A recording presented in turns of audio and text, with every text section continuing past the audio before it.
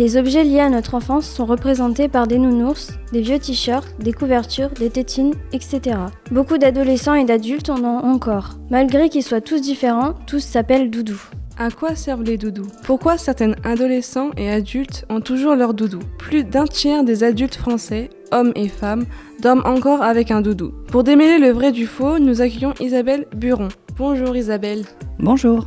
Certaines des personnes trouvent que les doudous sentent mauvais. Qu'en pensez-vous ? Je suis d'accord avec elle. En fait, il est important de savoir que le mélange des odeurs a un but, c'est que ça va rassurer le bébé, rassurer l'enfant, sécuriser aussi, parce qu'en fait, ce mélange d'odeurs, c'est tout un tas d'odeurs qui sont liées à des choses liées à la maman, liées aux odeurs de la maison, et du coup, ça va lui permettre, quand il est fatigué ou contrarié, de retrouver des choses qui lui paraissent proches de lui et qui vont lui parler. Donc ça rappelle des moments agréables. Est-ce que vous pensez que les doudous ne doivent pas être lavés pour garder l'odeur ? Alors il est important de laver les doudous de temps en temps, surtout lorsqu'ils traînent un peu partout. Ils vont être un peu chargés de microbes, de bactéries, et du coup c'est important de pouvoir de temps en temps trouver le moyen de les laver à un bon rythme, et en essayant peut-être d'en avoir 2. C'est souvent ce que font les parents, du même modèle, et qu'on pourra inverser sans que le bébé s'en rende compte si vraiment c'est sujet à crise quand on les sépare. Les adultes qui ont encore leur doudou sont-ils des personnes qui gardent leur âme d'enfant ? On peut considérer que à tous les âges, on garde une âme d'enfant. Et du coup, le fait d'avoir un doudou, ça va être un peu comme un substitut de quelque chose qui va nous rassurer aussi à l'âge adulte. Ça va nous rappeler un peu notre enfance et toutes les choses qui nous mettaient en sécurité. Donc c'est pour ça que c'est rarement un objet qui est neuf. Mais du coup, effectivement, il n'y a pas vraiment de limite d'âge pour avoir un doudou. Pensez-vous que les doudous sont seulement pour les bébés ? Le doudou, on appelle ça aussi dans le langage psychologique l'objet transitionnel. Il permet au bébé d'être rassuré lorsque ses parents ne sont pas là. Et comme son nom l'indique, il aide à faire la transition entre la zone de confort et l'inconnu. Si cela est valable chez l'enfant, ça l'est aussi chez l'adulte, même si on ne leur attribue plus les mêmes vertus magiques comme on peut le faire en étant enfant. Mais il garde un pouvoir réconfortant, notamment grâce au toucher et à l'odorat. On dit que le doudou tient compagnie. Est-il utilisé par les personnes qui se sentent seules ? Le doudou, c'est un peu comme un confident. Il est porteur des secrets et des ressentis du petit. Il peut garder cette fonction de réconfort à l'âge adulte durant certains moments de la vie, un moment de stress, de tristesse, de solitude, et il vient combler le manque de quelque chose ou de quelqu'un. Est-ce vrai que le pouce, c'est pire que la tétine ?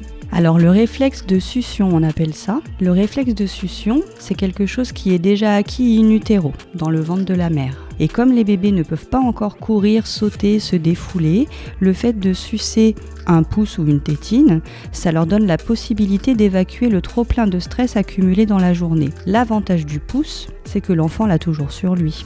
Et il peut le mettre dans sa bouche quand il veut, s'il y arrive, parce qu'il y a des enfants qui cherchent très longtemps avant de mettre un pouce dans une bouche. Et la tétine, elle procure un plaisir de succion qui est à peu près le même, mais elle n'est pas toujours accessible. Donc elle se perd, on la perd dans le lit, on la perd dans la rue. En fait, la succion, elle a des inconvénients aussi, notamment ça peut entraîner des déformations dentaires. Donc du coup, c'est vrai que quasiment tous les enfants ont un pouce ou une tétine et ça a quelques répercussions, mais c'est pas pour ça qu'on les attache ou qu'on les en empêche. Donc après, c'est aux parents de gérer jusqu'à quel âge les enfants vont pouvoir le faire. Certains parents ne donnent pas de doudou à leur enfant. Est-ce normal ? Pourquoi ? On considère qu'environ un enfant sur 2 a un doudou. Le doudou a cette fonction de rassurer au moment de la séparation d'avec ses parents ou au moment de l'endormissement. Tous les enfants ne ressentent pas ce besoin d'avoir recours à cet objet pour se sentir bien. Et certains parents font le choix de ne pas proposer de doudou à leur enfant. Ce qui est important, c'est la façon de le rassurer quand il vit un moment de stress, un petit stress ou un grand stress. Le doudou est lié à un manque ou à un deuil. Est-ce vrai et pourquoi ? Alors le doudou, il n'est pas forcément lié à un deuil, mais plutôt au fait de combler un manque à certains moments de la journée ou de la nuit. Le besoin du doudou vient pour se rassurer durant un moment de frustration ou de peur. On dit que le doudou, c'est seulement une habitude. Est-ce facile d'arrêter ? En fait, ça paraît compliqué pour certains enfants. Le rôle du doudou évolue dans le temps.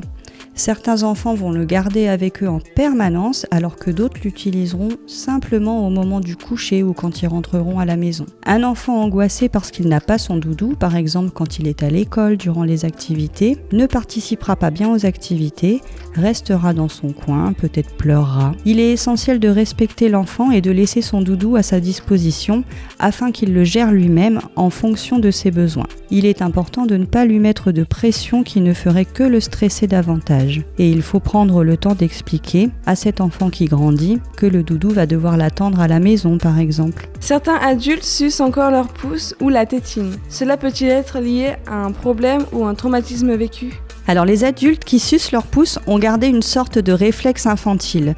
S'ils le font, ce n'est pas par simple habitude, c'est parce qu'ils reproduisent par ce geste une expérience d'apaisement.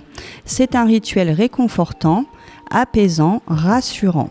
C'est une façon de contrer le stress ou une contrariété. Certains vont se ronger les ongles ou se tripoter les cheveux. C'est un petit peu la même chose que sucer son pouce. Nous remercions Isabelle Buron d'avoir participé à notre interview et d'avoir répondu à toutes nos questions. Vous nous avez permis d'en savoir plus sur l'utilisation des doudous en étant adulte. Merci Isabelle. Merci à vous.